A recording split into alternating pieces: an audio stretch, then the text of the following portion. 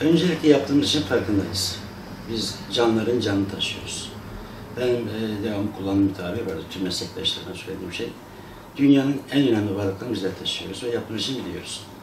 Bu yıl 2019-2020 eğitim öğretim sezonu camiamıza, Gaziantep halkımıza, öğretmenlerimize, öğrencilerimize hayırlı olsun diliyorum. Bu yıl biraz daha rahatız. Geçen yılda bir yönetmelik çıkmıştı. Bu yıl o yönetmelik bir yıl ertelendi. Bir yıl daha zamanımız oldu. Altyapısı yoktu çünkü. Koltuk sensörü, araç kamerası falan vardı. Bir yıl daha ertelendi.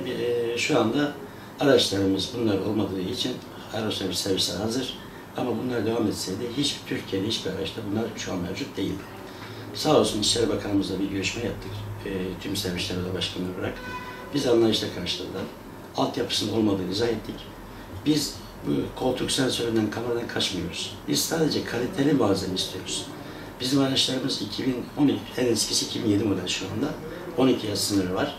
Yani 12 yaşında, 13-11 yaşındaki aracı biz masraf ettikten sonra tekrar yenilememiz gerekiyordu. Atığa düşecekti. Bununla ilgili bakanlık çalışma yapıyorlar. Gaziantep genelinde bizim hiçbir sıkıntımız yok. Araçlarımız yeni, sürücülerimiz eğitimli, tüm sertifikası tamam. Hatta Türkiye'de olmayan, daha önce de bahsetmiştim size yine 11 Anadolu'da eğitim aldırdık sürücülerimize, Büyükşehir Belediye Başkanımızın önderliğinde. Bu da eğitim çok geri dönüşümü aldık. Şu andaki ekibimiz, araçlarımız, hosteslerimiz, sürücümüz eğitim öğretim camiasına hazırız. Bununla ilgili tabii fiyatlarda zam ister istemez oldu. Öncelikle şunu belirtmek istiyorum. Türkiye genelinde büyük şehirler içerisinde en ucuz taşımacı yapan ilk biziz. Yani Malatya nüfus olarak bizden küçük. Ne bileyim Kayseri belki aynıyız. Bunlara baktığınız zaman 14-16 büyük şehirde tamamında biz düşük kalıyoruz. Fiyatımız düşük. En yakın mesafe 0-5 kilometrede 175 TL, 5-10 kilometre 185 TL, 15 kilometreye kadar 195 TL ve üzeri 3 TL kilometre fark olacak şekilde yapıldı. Ayrıca hostes kullanılan araçlarımızda ilköğretim okullarında 70 TL bu servis ablası, hostes dediğimiz ücret var. Bu rakamlar inanın bizi kurtarmıyor ama Büyükşehir Belediye Başkanımız, daire başkanımız çok ısrarcı oldular bu konuda. Ve zamları da azamisiyle gitmek zorunda kaldık. Bizim tüm girdilerimiz dolar, euro. Her gün gelen zamları zaten meydanda. Ama buna rağmen biz de fedakarlık yapacağız. Gaziantep'te 1300 öğrenci servisimiz var. 2100 personel servisimiz var. Toplam 3400 servis var. Gaziantep'te personel servisleri öğrenci servisi yapmıyorlar. Öğrenci servisleri yapabiliyor sadece öğrenci servisini. Ben buradan velilerimize seslenmek istiyorum. Çünkü biz yaptığımız işin bilincinde olduğumuz halde bazı velilerimiz maalesef çok da duyarlı değil bu konuda. Benim isteğim, ricam şu velilerimizden mutlaka servis sürücüsüyle tanışsınlar. Telefonu alıp versinler. İşi sadece annelere havale etmesinler. Beylere sesleniyor özellikle.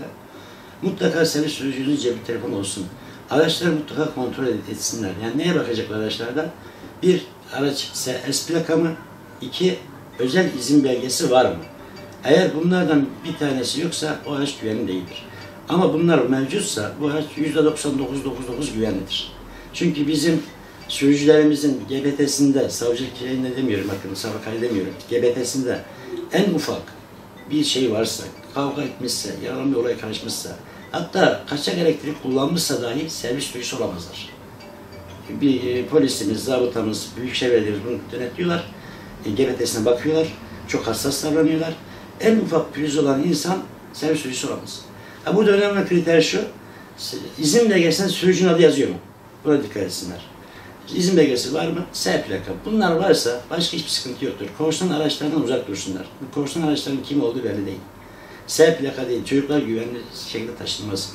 Onlar otomatik kapı yoktur. İş yerde yumuşatılmış malzemeler kullanılabiliyor. Kapılarda, koltuklarda, camlarda, kenarlarında. O araçlarda bunlar yoktur. Çocukların can güvenliği için korsan servisinden uzak dursunlar. Yerim yakın, fiyat ucuz diye bakmasınlar. Mutlaka S plaka araçları çocuklarını teslim etsinler. Biz elimizden gelen hassasiyeti gösteriyoruz. Lütfen bu tür şikayetlerde baktıklarında her minibüsü, her dolmuşu servis zannetmesinler. Servis çok bellidir. Arkasında okul taşıtı yazısı vardır, S plakası vardır. Bellidir. Servis olan bu araçlar. Biz sürücülerimizi her türlü konuda, yüksek sesle müzikte de, hız yapmaması konusunda da komple uyarıyoruz. Ayrıca bu yıl daha rahat olacağız inşallah. Sayın Valimiz ve İl Eğitim Müdürümüz Cengiz Mete bu yıl okul saatlerinde bize düzenleme yaptılar. Yani okul çıkış saatleri arasında bir zaman farkı vardı geçen yıl. İster istemez hız yapabiliyorduk. Zaten biz o zaman da İl Valimize arz etmiştik konuyu.